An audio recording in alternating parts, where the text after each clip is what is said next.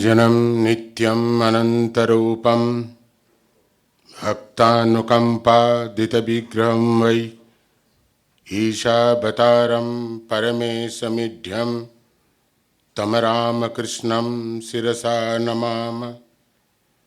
जननीं शारदां देवीं रामकृष्णं जगद्गुरुं पादपद्मे तयो श्रित्वा प्रणमामि मुहुर्मुहुः। नमः Shri जतिराजाय Vivekananda सूरये सच्चित् सुखस्वरूपाय स्वामिने तापहारिणे। Dear devotees, today's subject is very interesting subject. Who am I? And since the dawn of civilization, there has been this very fundamental and basic question or inquiry, that is, who am I? मैं कौन हूं? But there is an answer of this fundamental question. There are many discoveries. Every day we find newer and newer the physical and scientific discovery. This is also one kind of discovery which is called a spiritual discovery. In other words, in the self-discovery. Our saints and seers, in other words, we can say the spiritual scientist, they discovered the self. And I am sure, this discovery is the greatest discovery on this earth, that is self-discovery. Thousands and thousands years ago, our saints and seers discover it. What is the real nature of human being? And what is the real identity and entity of the human being? Not only human being, living and non-living being. And they discovered and declared long ago what they have declared. Srinnanta Vishve Amritasya Putraha. Listen, O mankind, you are the children of immortal bliss. You are not a physical body. You are not only a tiny biological entity made of flesh, bone and blood. You are children of immortal bliss. What is your identity? Generally we say that we are so and so. My name is so and so. I am a son and daughter of so and so. I am working in some office. My address is so and so. And nowadays, with the blessings of email ID, that our ID is some name @.com, Yahoo or .com, Gmail. Dear friends, this is not your real identity. This is not your real identity. Your real identity is something else. But due to our ignorance, which is called in Sanskrit avidya, we have forgotten our real identity, we have forgotten our real nature. That is why we consider ourselves as a body-mind complex. Dear friends, we are not a body-mind complex. We are something else. We are beyond body-mind complex. In this context, I like to tell you the story, very interesting story. Some of you may know it. A pregnant lioness once attacked a group of sheep in the jungle. While attacking the group of sheep in the forest, that lioness died, and before death he gave a birth to a baby lion, see. And that baby lion was growing with other sheep. And growing and maturing, and he started taking grass, bleating like sheep. Then that baby lion became a grown-up. You can say sheep. Then one day another lion came and attacked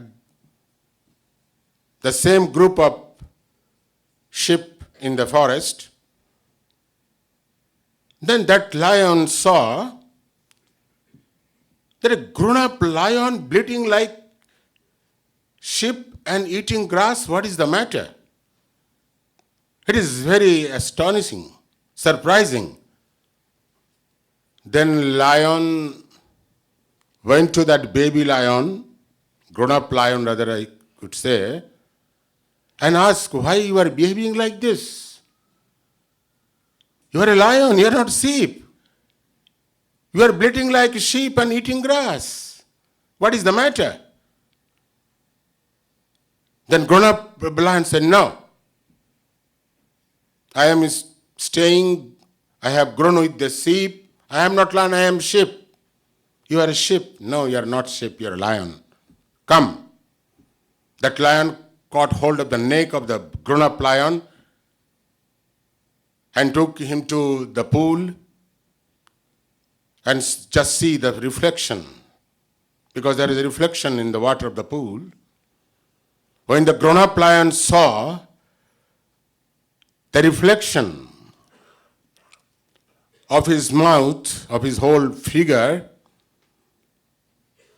then the grown-up lions realized, yes, I am not sheep, but I am lion. Because so long the grown-up sheep forgotten what is called the real nature, his own real nature, that he is lion, not sheep. Similar thing happened to us also. Because we have forgotten our real nature, and we are considering ourselves as a physical body, body-mind complex. Once great Alexander came to India to conquer India. When he was passing through the jungle, he saw a great yogi sitting on the stone, lean and thin. Then Alexander asked his captain of the soldier, who is this man, lean and thin, sitting on the stone block, and is not looking here and there, he's totally absorbed in meditation? Then his captain said, sir, he's a great yogi. He's a great yogi, yes. The yogi can meditate for hours together. The Indian yogi always remain absorbed in meditation. In other words, we can say samadhi, higher stage. Then great Alexander was very much astonished. By hearing this yogi's power, or the nature of the yogi, then great Alexander with all reverence went to that yogi and prayed to him, sir, you have become lean and thin. You have no shelter, no food, nothing in the forest. I will take you to my country and I'll give you nice room, nice food so that you can take food, you can take rest, you will have a good room. Then Jogi replied, no, he refused everything. No, I did not require anything from you. Great Alexander was get annoyed because he was very much proud, egoistic. We are talking about ego. He was very much egoistic. I am great Alexander the emperor, going to be the emperor. I have conquered almost all the countries of the world. And now this fellow is telling he is not listening to me. Then great Alexander told that great yogi, you are not listening to me. What is the matter? What, I can kill you, I can punish you, I can kill you. Then great yogi answered, sir, you cannot kill me. I am not the body.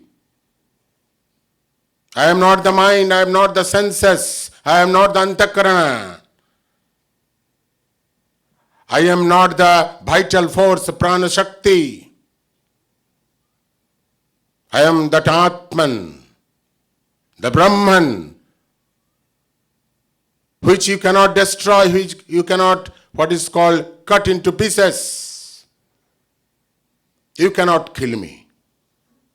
You can kill my body, but you cannot kill myself. And great Alexander got astonished. Because great Alexander never heard about this. The great discovery. The greatest discovery, that is self-discovery. Dear friends, we are talking about I, ego. In Ramana Maharashi book, I have read some of his teachings. And there we find that how Ramana Maharashi dealt with this ego problem. In Sri Ramakrishna, if you read the Gospel of Sri Ramakrishna, the classic book, he nicely dealt with this ego. In Bengali, he said there are two kinds of ego. One is kachami and one is pakami. What is that? One is unripe ego and another is ripe ego. The two kinds of ego. Kachami, pakami, kachami and pakkami. What is that? We are having all the unripe ego, the Himalayan ego. And you see, if you, what is called, you take a Beena or a Sraj or some setar, if you, that wire is very much tuned and in good tension, then just you touch, there will be a sound. Our Himalayan ego is like this, so tense, tuned, Just you tell something, immediately it will flare off. हमको तुम ऐसा बोला, हमको insult किया, हम ये हैं, हम वो हैं. So sensitive ego. This Himalayan ego, that is called unripe ego. Even in Samadhi, there will be a little ego, very, very little ego will be there. You cannot erase ego completely. They cannot leave. That ego will be there. Very little ego. The trace of ego will be there. But that ego is not harmful if that ego is a ripe ego. And what is the ripe ego? Ripe ego is nothing that I am the servant of God. I am a sevaka of God. When there will be no ahankara, there will be no egoistic attitude. I am the servant of God. I am a sevaka of God. Like a Hanumana, the Dasya Bhava, in Vaishnava scripture you will find 6 kinds of bhava. There is a Madhura Bhava, Dasya Bhava, Shakhya Bhava. And Dasya Bhava, the servant of God, of the Master. That is called ripe ego. Not only that,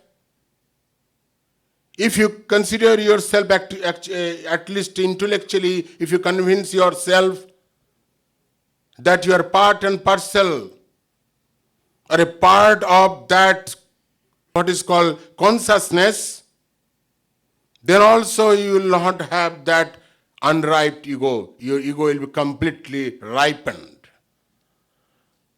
So this should be the attitude. Dear friend, Swami Vivekananda used to say, because there is this word religion and spirituality has very what is called wide meaning, very wide meaning. People describe religion and spirituality in different way. And the definition of religion and spirituality, many people give in many ways. Sometimes it confuses us. What Swami Vivekananda gave the definition of the spirituality in a few words, and it is very clear. What he said, that each soul is potentially divine. Each soul is potentially divine. The religion is to manifest that divinity within. You all are divine. Consider yourself as a divine. If you all are divine and divinity is within you, and sadhana is nothing but to manifest that divinity within. How we can manifest that divinity within? Further, Swami Vivekananda said, you can manifest that divinity by controlling your external and internal nature, or by worship, or by rituals, or by meditation, by controlling the psychic power. You have to manifest that divinity. That divinity is nothing but the self, that you are divine.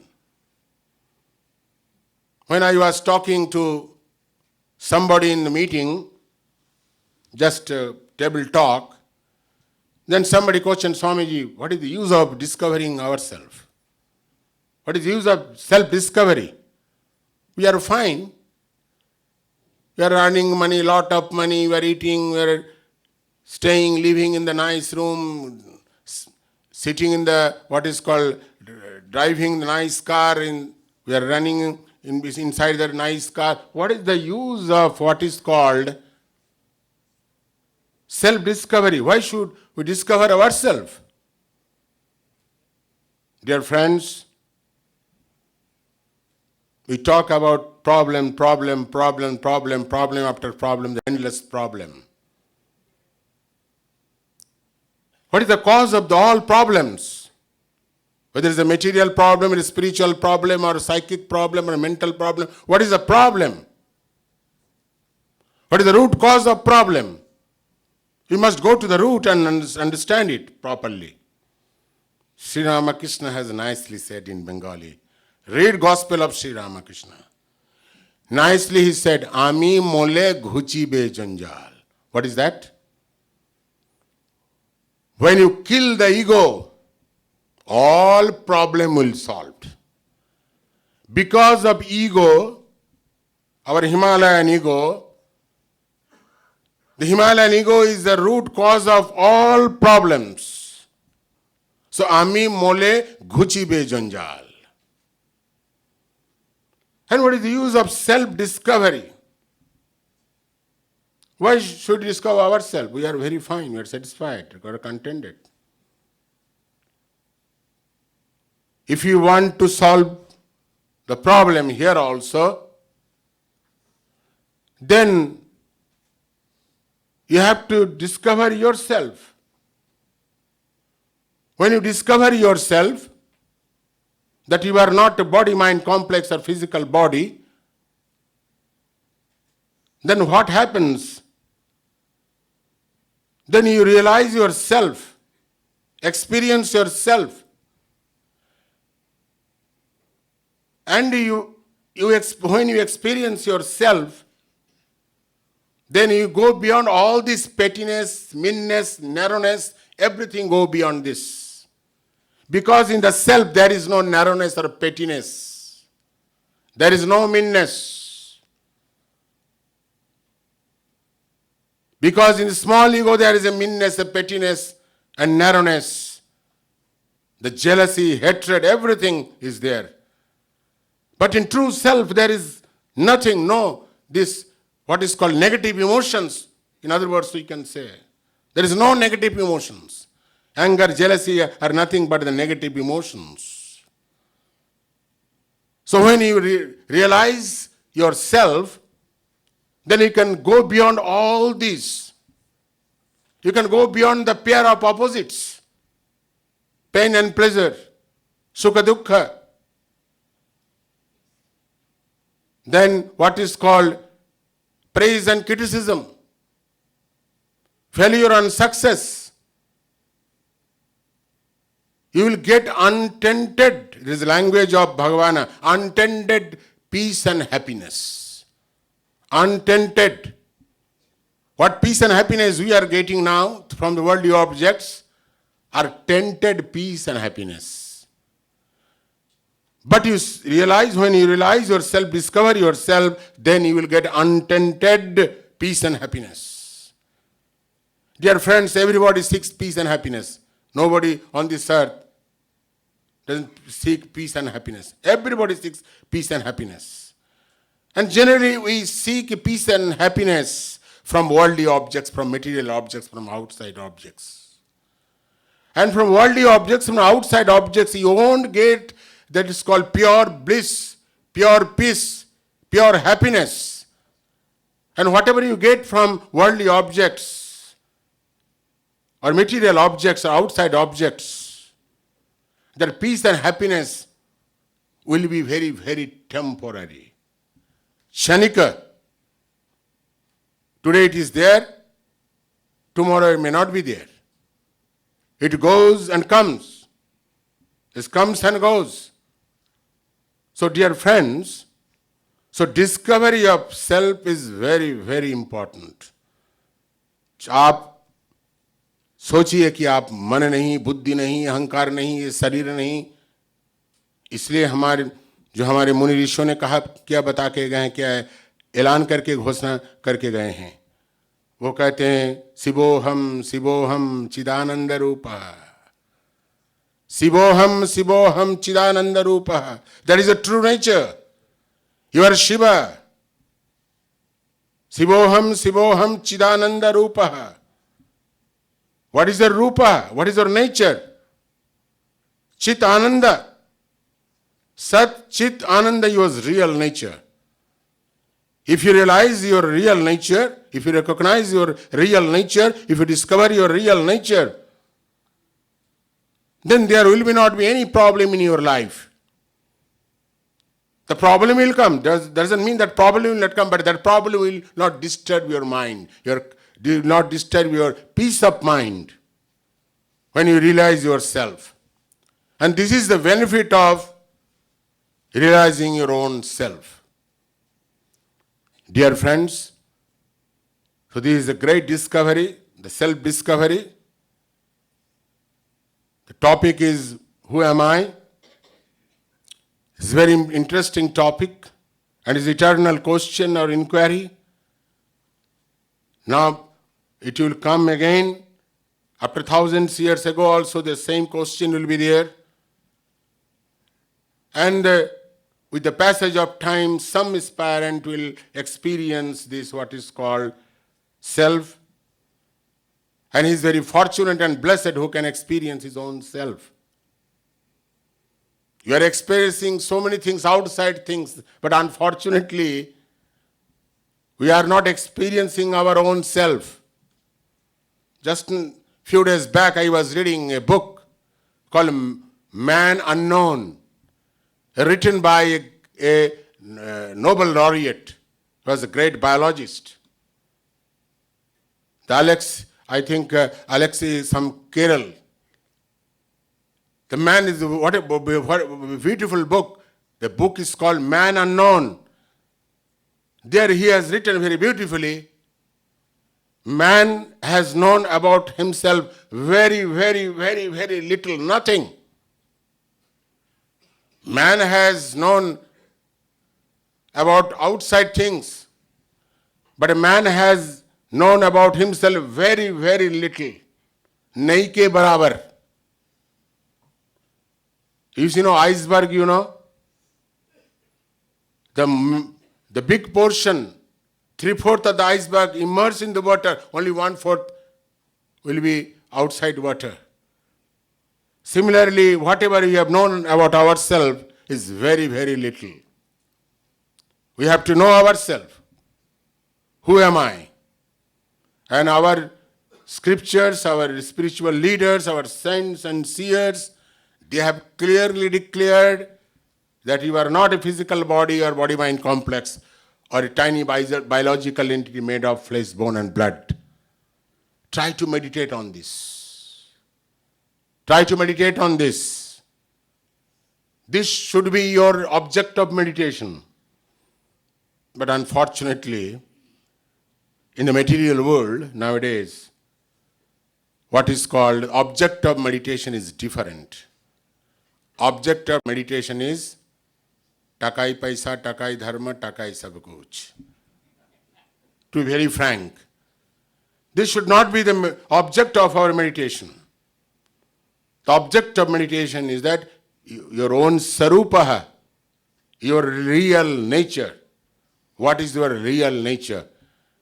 And if you sincerely meditate on this, definitely you will get inner peace and happiness. There is no doubt about it.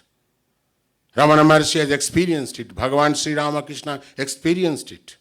Swami Vivekananda experienced it. Many sincere spiritual aspirants, they have experienced it.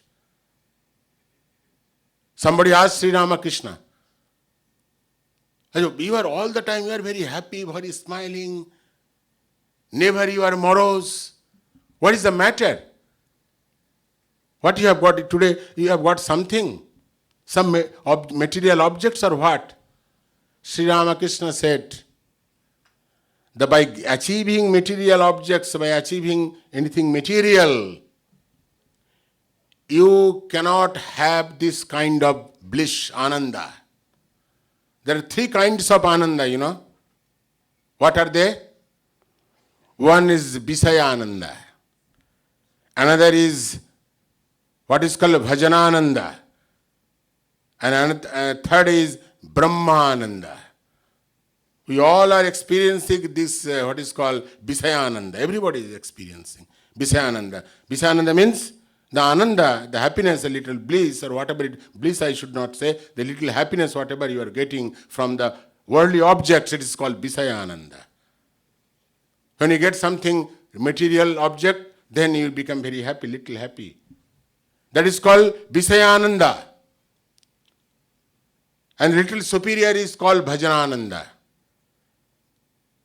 By doing bhajan and kirtana, by doing japa or meditation, many get to joy, bliss. Today you have come here. Why you have come here? Hall is full, another hall is full. For mental recreation, so many channels are there. There are 1,000 channels are there in the TV. You could have sat before the TV and you could watch the TV. But today you have come here, spend nearly 4 hours to listen to the spiritual discourse. That means you are getting some kind of joy or bliss by listening to what is the spiritual discourses. It is called Bhajanananda. And when Bhajanananda matures, then you will get Brahmananda. That is joy and bliss by experiencing your own self, what is called Brahmananda. Dear friends, I don't want to take much of your time. So with these few words, I'd like to thank you very much